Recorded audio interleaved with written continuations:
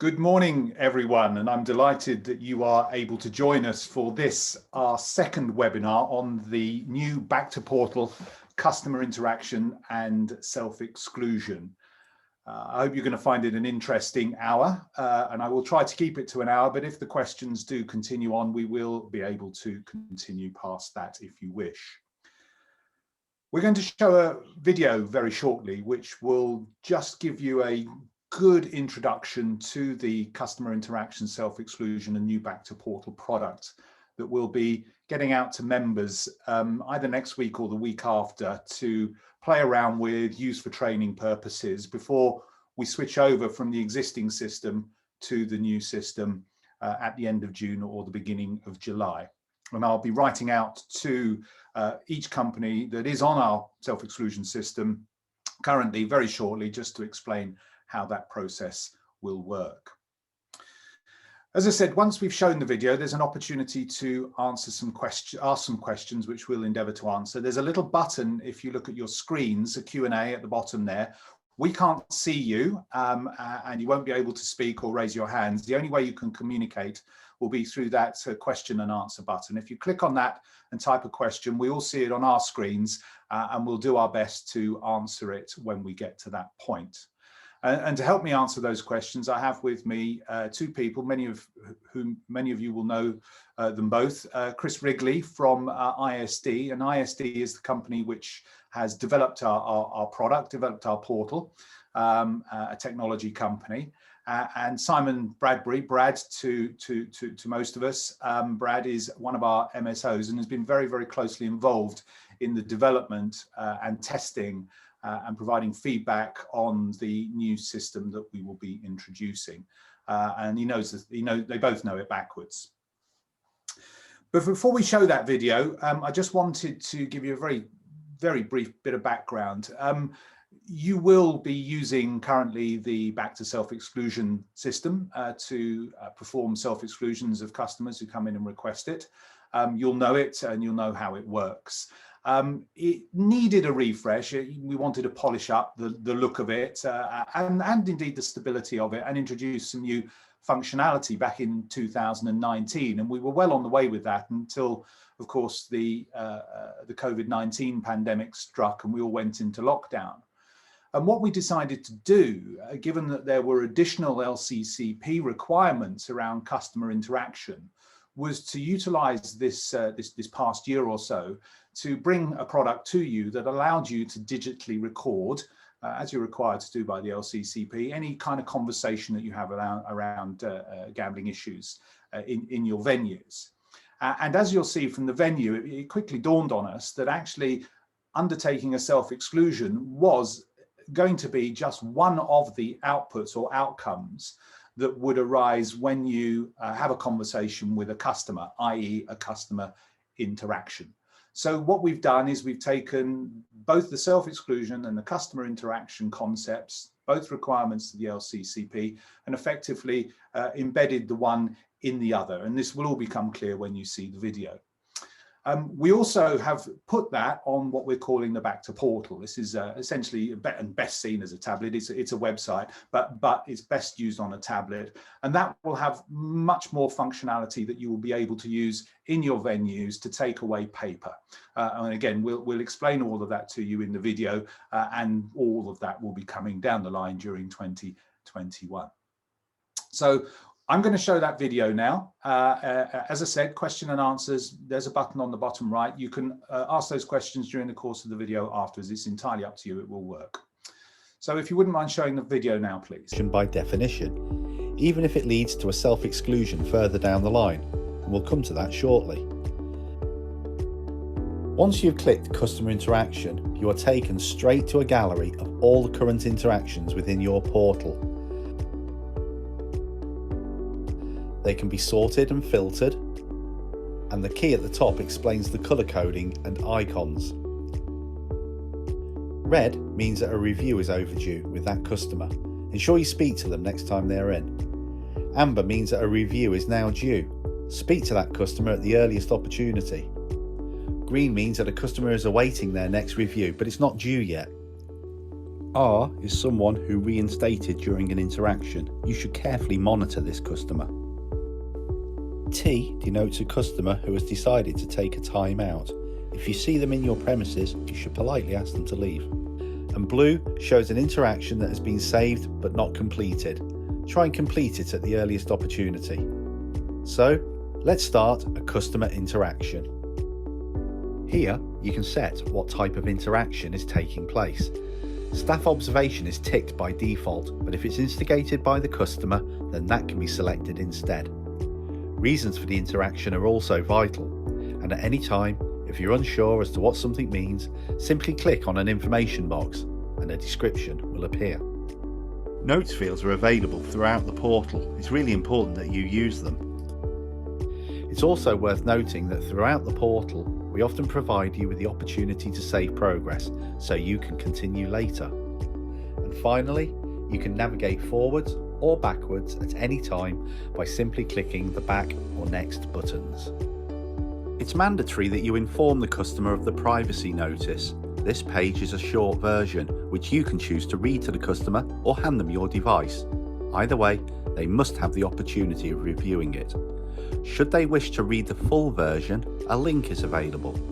The customer should tick that they've read the privacy notice, then you click Next. Here, you record the action that the customer may have agreed to during your conversation. You should tick the relevant action or actions, then make a decision that affects your next steps.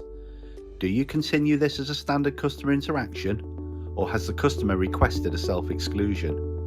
We'll come back to self-exclusion later, but for now, let's continue as a customer interaction. On this page, you enter the customer's basic details.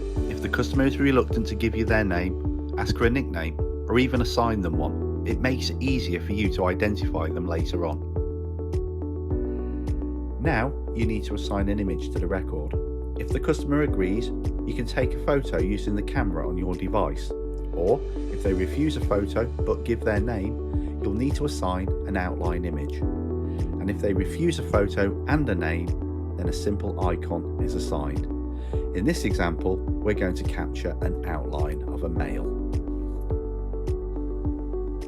Because we captured an outline and not a photo of this customer, we now need to provide a more detailed description. We can give age, hairstyle, ethnicity, hair colour, height, and build. There's even a notes field where you can type in other distinguishing features should you wish. Then click Next. You complete the interaction by ticking if a review has been agreed, setting the review period, and you state the staff member's name, which defaults to the login used, but can be changed if needed. Once you're happy you've completed it all, click Save Interaction, which takes you to the record card. Review it, then click Close to return to the customer interaction gallery. You'll remember that earlier we reached a point in the journey where a self-exclusion could be started. Let's go back there now and complete a self-exclusion. So here we are again, but this time the customer has agreed to a self-exclusion. So let's continue by clicking the Start Self-Exclusion button. You begin by completing the customer's basic details. A little more is requested on this form, including the birth date, telephone and email of the customer. In fact, email is really useful, as you can use it to send the customer the details of their self-exclusion, should they wish. Next, you enter the customer's address details. We've included a useful lookup that works once the postcode has been entered. Once you've completed, click Next. By default, all exclusions are set to the maximum of 12 months, but this can be adjusted using the arrow buttons. The minimum exclusion is 6 months. You assign a start date and a reason for the exclusion, then click Next. As you've already used your login, the system knows where you are, so sets the organisation name and site relevant for you. If you're not based at a site, then you can assign one manually. The default radius is set at 1 kilometre. However, should the customer request a wide area exclusion, then click Exclude Elsewhere. You'll tell the customer that you'll explain more about their wide area exclusion later, but for now, click Next. Next, you'll take a photo of the customer. This is mandatory and there is no option for icons. First of all, click the Capture Live button. The camera on your device will open. Position the customer in the frame and take the picture. Click OK, and the image will appear in the window. On some devices it will rotate the image, so you can use the buttons below the picture to turn the image until it is rotated correctly. Then press Next. As you near the end of the self-exclusion process, you just need to take the customer through the T's and C's. Again, you can either read them out or hand the device to the customer to read. There are also links to the full terms and privacy notice. These can be reviewed if the customer so wishes. Either way, once done, tick them all and click Next. You now need to check the customer's ID. And do you remember that email address from earlier? Well, it's here that you can use it if the customer wishes to receive their own copy of the exclusion. Finally, the customer agrees to the declaration by ticking the box, then click Confirm Exclusion. If the exclusion hasn't been emailed, you should print it off or make sure they get a copy later, then click Close. You are now returned to the exclusion gallery. It works in a similar way to the customer interaction gallery but has a few key differences. Red cards denote a new exclusion. Amber cards are a current exclusion. Green cards are awaiting the customer to reinstate. Blue cards are customers in their 24-hour cooling off period. Warning triangles denote a breach, and the green number shows an extension has been applied to the exclusion.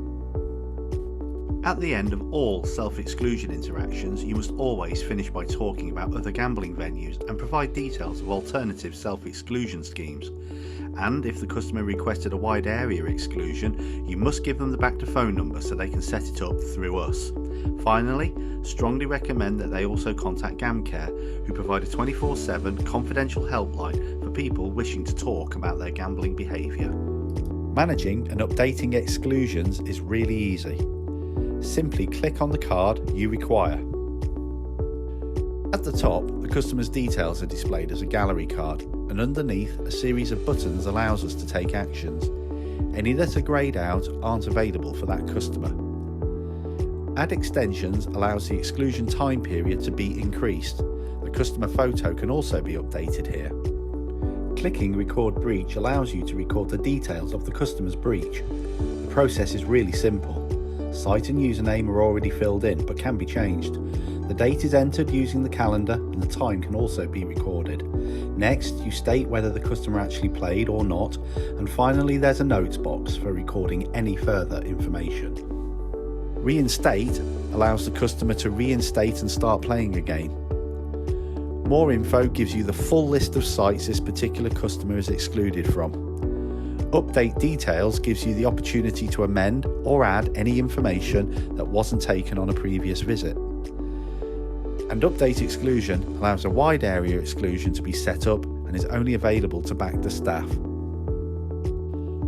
So that completes the tour of the portal's main features, but there's also some very useful tools available to you. Click the magnifier icon at the top and this allows you to search directly for a record rather than going through the gallery. The main menu button gives you access to a great new messaging service which allows BACTA to message users directly with helpful information and important updates. It also has a reporting section. This allows you to generate a whole series of reports. You can choose to save them as PDFs or in Excel. The choice is yours. Finally, the admin section will only be available to Portal super users, and it offers some key functionality, including adding new organisations, adding new sites, and adding new users, including the assigning of login details and passwords. And that's the tour of the new BACTA portal. We'll be adding new features and resources very soon, and we'll keep you up to date as the BACTA portal grows. We're confident that it meets all the compliance needs of our members, and we're sure it will become a vital part of the way your business runs day to day.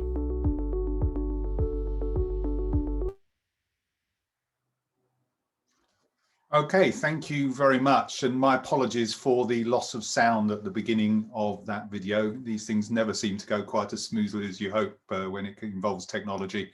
Um, uh, just a reminder, if you do have any questions about anything that you've seen, please use the question and answer button on the bottom of your screen there. You can, as a number of you did use to tell me there was no sound, you just click on that and type in your question and we'll endeavour to answer it. I haven't got any questions just at the moment, so perhaps you could get busy typing away. Don't be frightened. I'm sure there's some things that you would like to ask. But before we do that, I just wanted to let you know that when we send this out, we're going to be sending this to all the current supervisors on the current system. You'll know who you are. And they'll be able to then cascade that through the company or organization. And what will come to you in that initial email will be a full explanation about what you need to do. Obviously, that video you've just seen so that you can use that for training purposes within your company. Obviously, the link to the portal itself and the user guide, which was referenced in that video.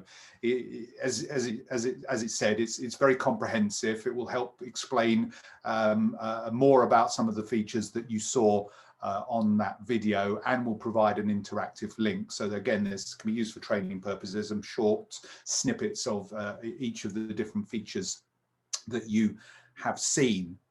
One of the things that I would ask, however, everybody on this call, and as I did on Monday as well, could you please, if you have the permissions to do so, go into the existing system, which you must continue to use, of course, now that we're reopened, and make sure that all of the details about your organization are up to date.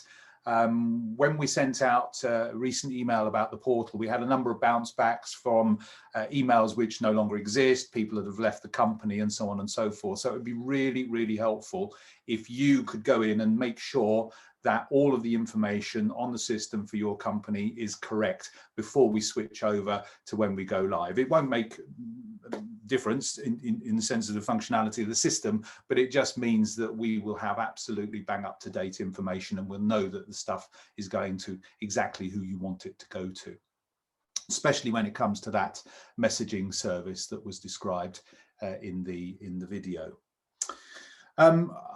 Somebody's asked, thank you, Wes, when the video will be made available on the Back to Members of the website, please. Well, we hope to get that up next week. And if we can't get the email with all of the details out to you next week, it will be fairly early the week after, but we can get the video up there. And as I say, the link that I will send to you will be to a demo site. So you'll have 2, 3, 4 weeks to play around with that demo site, get your staff training done, show the video a couple of times, and you can do some dummy customer interactions and some dummy self-exclusions and just play around with all the functionality of the new Back to portal, just to see how it all works. And if there's any questions, of course, or anything that you think sort of just not right, do come back to us. Some things we may be able to change, but other things we'll put into the development plan for the next iteration. Brad, I wonder if I could just come to you for a few comments. You obviously have been very close to the development of this because you know how arcades work, you know what the customers are like. I just wondered if you could perhaps say a few things about the sorts of interactions that you know will be occurring and the way in which they can be managed. You're going to have straightforward ones, you're going to have more complicated ones, you know, distressed people. Well, what's the sort of range of interactions you think people are likely to encounter, and how this portal can help? I think I'll start first by saying, I mean, if we look at the reasons why we've got the portal and the reasons why we're looking at customer interaction and self-exclusion in more detail, you already alluded to the fact that the Gambling Commission provided further guidance around customer interaction more than 12 months ago.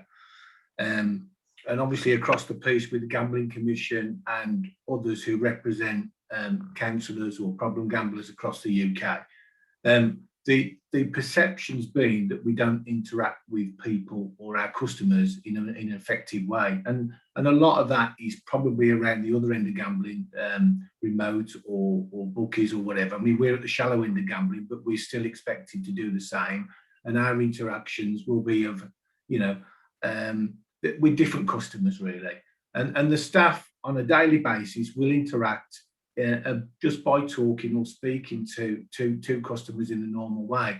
But when we talk about customer interactions on the portal now, we talk about interactions that are relevant to, as everybody knows, to those with safer gambling issues.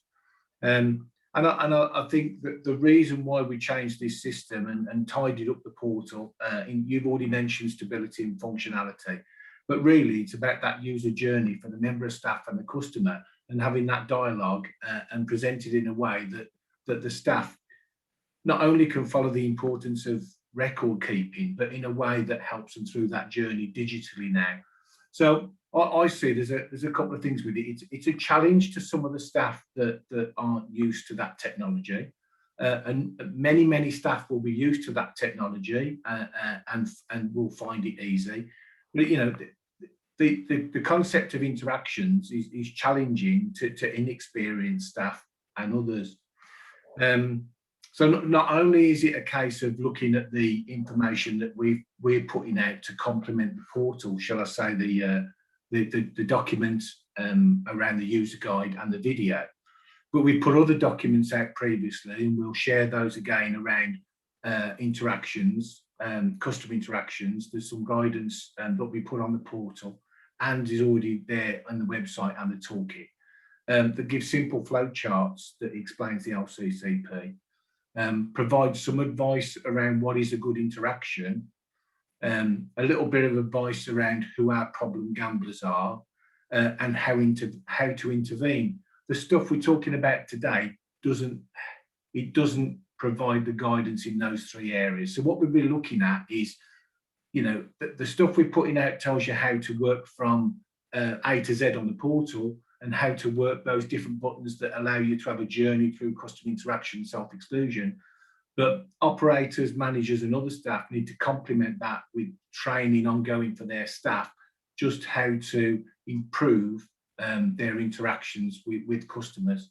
And I think it's a little bit easier if it's customer-led, because straightforwardly we're having conversations around self-exclusion and customer interaction where they're brought to you by the customer.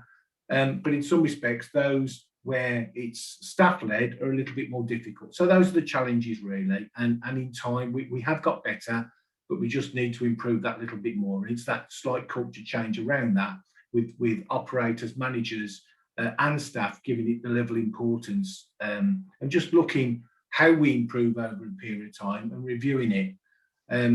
There's a couple of things in this, just very briefly. I mean, if we talk about some of the issues, it's clear we're looking at people around time, spend, machine alerts, vulnerability. There's all sorts of people coming into arcade with physical or mental impairment, or with carers or whatever else. Some of these things we've had conversations with over a long period of time, but we haven't really recorded them in an effective way. So this should help really in bringing a sense of structure to some of those conversations, and also help in recording.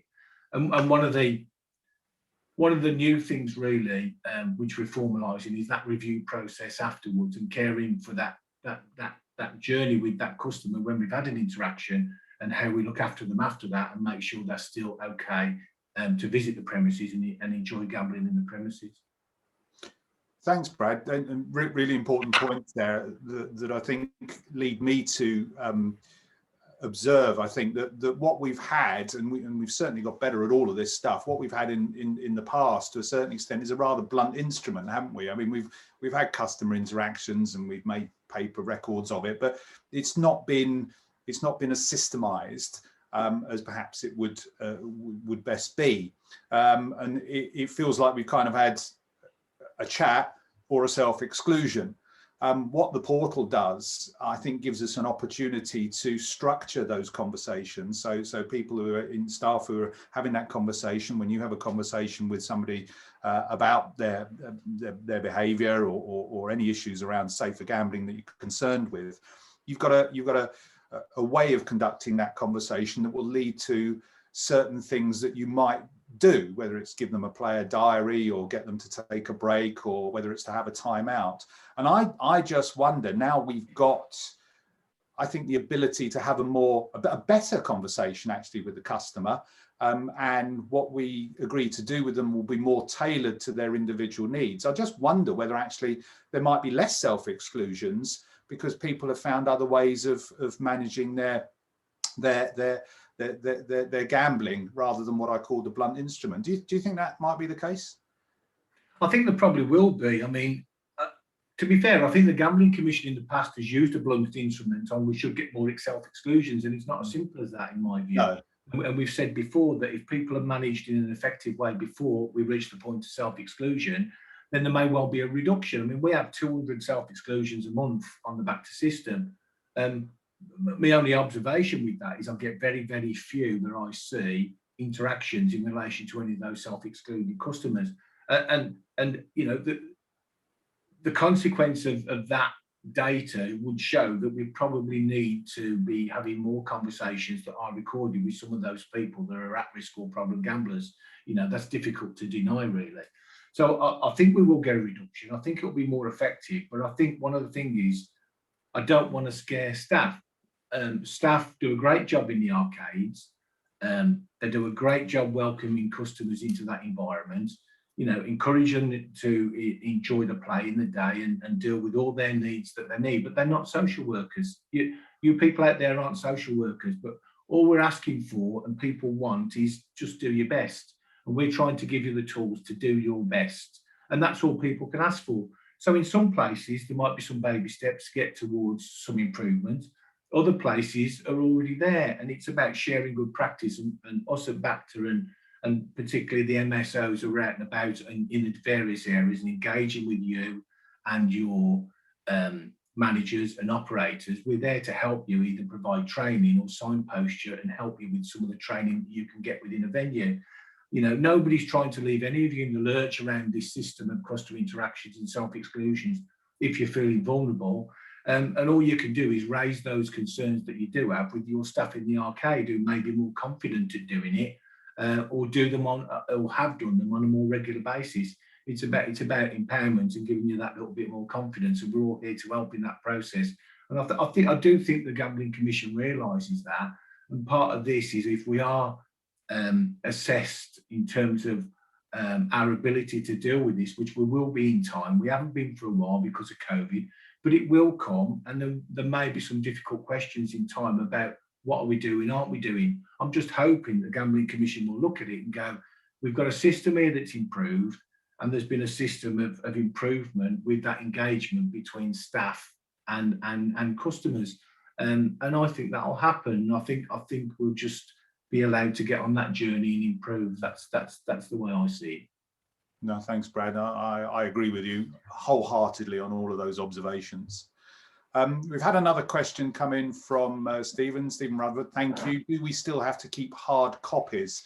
No, you don't. You're perfectly entitled to do so, but you'll be using your tablet in the venue to record any customer interaction, and then that will all be stored electronically for you. You go into the customer interaction gallery, or if it was a self-exclusion, the self-exclusion gallery, and you can call up that individual, and all of the information about them that you need will be there on that card.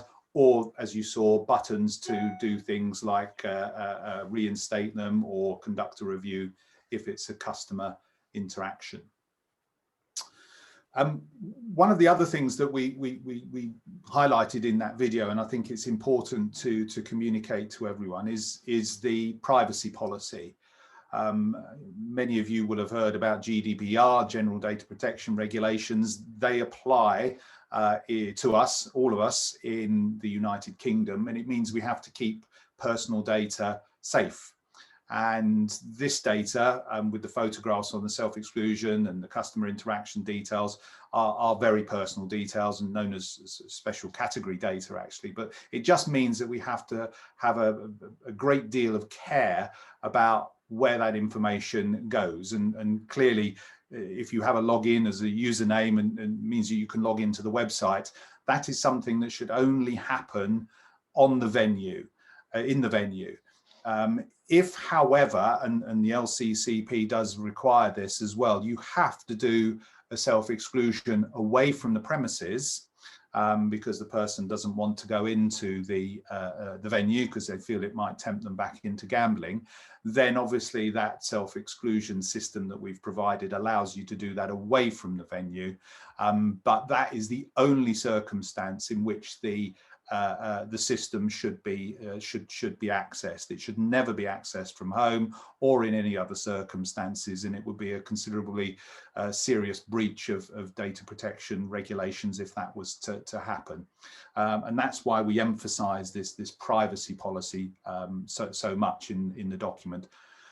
Your companies will have signed a contract with Bacta, who provides this service, obviously, to say that all of the data protection policies will be in place within your companies to make sure that those sorts of breaches don't happen and are managed properly. But I did just want to emphasize that because it is very, very important. We've had another question from Kate Price. Thank you, Kate. If we have multiple sites in a company, will the staff all have separate logins for each site? In one sense, Kate, it's entirely up to you how you wish to manage this. Currently, we have 2 levels of user of the self-exclusion system, and those 2 levels give you different permissions to do different things on the admin side of the system. So we have supervisors in a company, and they're able to go into the admin and set up individuals and sites and so on and so forth that you have within your organization. And the other type of user is called a user.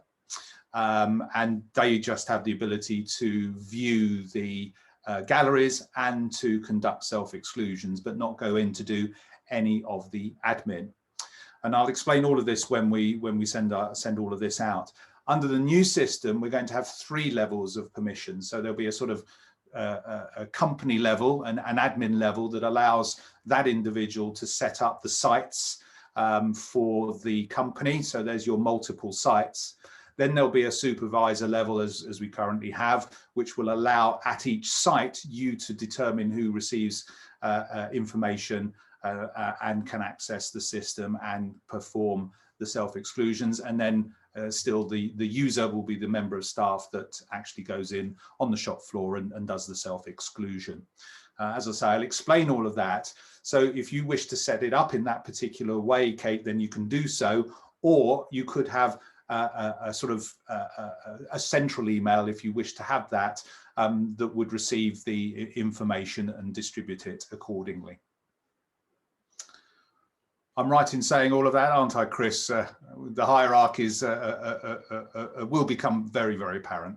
Yeah, I mean, essentially, whoever has permissions to set up users can add multiple sites to a single user if that's what they want to do. And then when you physically go through and do an interaction, or you do more importantly, an exclusion, you can choose which site you're excluding someone from. If you have multiple sites attached to your account, I mean, most users will have a single site, I imagine, but some users may have more than one site attached to them, but that will be within their personal setup, so they will have access to those sites. I hope that answers the question, Kate. It's a very flexible system. We've thought long and hard about, and we've got a user group of arcade operators who've helped us to design the system. We've tried to capture all of the different scenarios that companies might wish to apply when they use the Bacta portal. Got another question here about wide area exclusions, as we've called them. As you know, on the current system, we do provide the facility if a particular customer wants to exclude from arcades outside of the 1 kilometre radius. They can contact Bacta House and we will talk to them and undertake what we call a wide area exclusion, exclude them using the system from other premises. So, for example, somebody may work in one place and live in another place and want to self-exclude from arcades in both areas. Other, and particularly, I would suggest more distressed customers might come in and say, just exclude me from everywhere, just exclude me from everywhere. Now, what we have said to users is that we have to be very cautious about agreeing to those requests, because sometimes they are made under stress and aren't actually realistic. And we certainly, as an industry, can't have everybody excluding from everywhere, because we have 2,500 self-exclusions a year. Your gallery and your staff cannot memorize the faces of 2,500 people, and you wouldn't know whether they were local or not local, and the whole thing would simply fall over. And by the way, the Gambling Commission understands that. So we tend to discourage wide area exclusions for that reason. And if you do get somebody coming in who says, oh, I want to exclude from everywhere, the conversation that you will be having with them will be saying, well, are you sure? You know, where do you go? Well, let's just get the exclusion done for this 1 kilometre area. And you will see a little box on the journey there.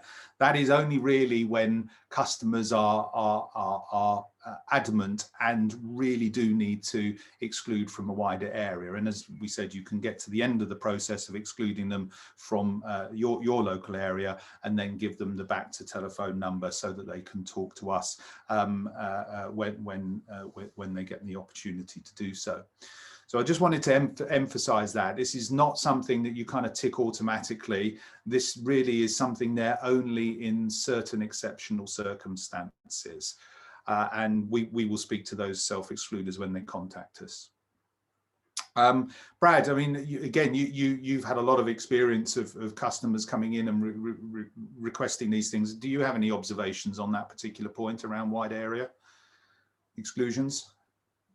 Yeah, I mean, there are some that clearly need that help with the wider exclusion, but I think the ones that do need those large areas are very few and far between. We just got to be careful and look after our staff here who are listening today, that they're not burdened by many photographs on their photo gallery. We've got a spectrum of numbers on any self-exclusion at any one time. Some people have got 1 or 2, but some people have got, you know, up 30, 40 or 50. And once we get beyond that, it's very difficult. But we've still got to have a system that caters for those people that do travel and over a wider area. But if we can, you know, and a number of them do get counselling, and we do engage with those counsellors from some of the GAM care providers, and we ensure there's a proportionate wide area exclusion. And I think that's the process that we need in place in order to get proportionate wide exclusions. Not too many, because that will be difficult for our staff in arcades to keep abreast of the number of self-excluded. Yeah, and I just want to make the point you made earlier that our staff, you in the arcades, are not social workers and not expected to be social workers. And it can be difficult at times. I know certainly from my own conversations with some self-excluders who phone the office, how easy it can be to get sucked into a conversation about people's problems. And it can be quite a tough job just to say, no, I'm here to do the self-exclusion. How can I help you? Some things we can say, some things we can't say, but we do acknowledge that sometimes it can be difficult. We get that at the office sometimes. But as Brad said earlier, it's always about doing the best you can. There's no expectations that you can solve all the problems of the world, and hopefully the portal will help you do that. If I could just mention one thing there, when we are dealing with distressed individuals, if we are, and you know, some of the people out there do on a regular, you know, irregular basis, shall I say? But the main thing is around staff safety. And we wouldn't be wanting people or members of staff to get involved in situations that they can't deal with, where they become into conflict or aggression. So, you know, you'll each have your own coping mechanisms, how you deal with those individuals, but that conversation there and then might not be the time. But if we can take on a little bit of those difficult people and explain, you know, the way we move forward with their exclusion subsequently, then we want to take that pain from the staff in the arcade if we can. Yes, and I think that was, again, a good point worth emphasising as well. Staff safety is paramount, absolutely paramount. Yeah. You know, if there's any point at which somebody feels uncomfortable or at risk, you can just walk away from the situation. As far as the portal system is concerned, as we showed on that video, you can simply stop what you're doing, and that becomes then an incomplete record, which you can go back to if the person comes back in and says, look, I'm really sorry about that, I was out of order, can we just organize whatever it is, maybe a self-exclusion in a more calm and rational way, and then you can go back in and find that record and just complete the interaction stroke exclusion with that individual.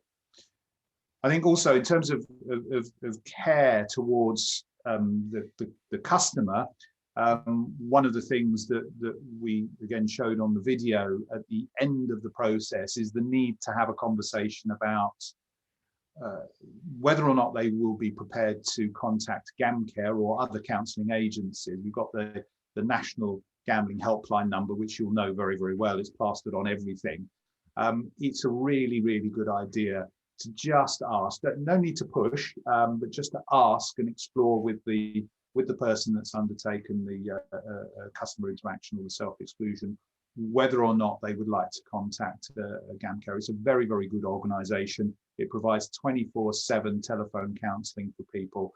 And if we got, just a fraction of the people that we've engaged with contacting GamCare and talking about their gambling problems, then that's a definite uptick in the industry's performance, I would say. I mean, the number of people already go, of course, but it just may make the numbers get a bit higher, and we may be able to help a few more people that way.